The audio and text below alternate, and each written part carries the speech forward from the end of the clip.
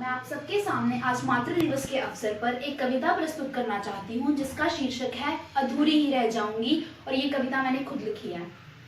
माँ, मेरी कलम मुझे इजाजत नहीं देती कि तेरे बारे में लिख पाऊँ।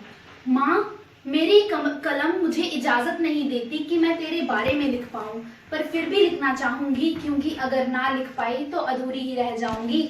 अगर ना लिख पाई तो अधूरी ही रह जाऊंगी। खुद गम सहकर भी तूने हमें हमेशा हंसाया है। खुद गम सहकर भी तूने हमें हमेशा हंसाया है।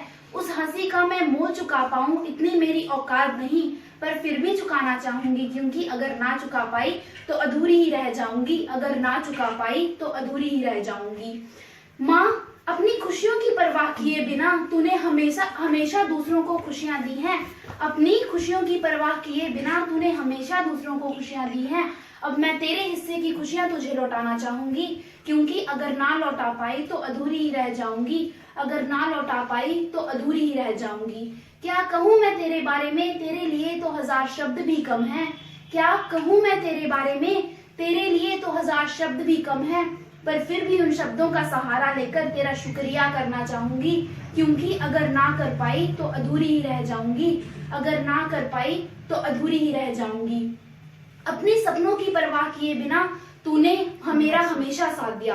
अपने सपनों की परवाह किए बिना तूने मेरा हमेशा साथ दिया। अब मैं तेरे उन बीते हुए सपनों को तेरा एहसास कराना चाहूंगी। अब मैं उन बीते हुए सपनों में तेरा एहसास कराना चाहूंगी क्योंकि यदि ना करा पाई तो अधूरी ही रह जाऊंगी। यदि ना करा पाई तो अधूरी ही रह जाऊंगी। माँ, मुझे लगता है मैं अपनी जिंदगी में अधूरी ही रह जाऊंगी। माँ, मुझे लगता है मैं अपनी जिंदगी में अधूरी ही रह जाऊंगी क्योंकि माँ के बलिदानों का मोल तो मैं कभी नहीं चुका पाऊंगी।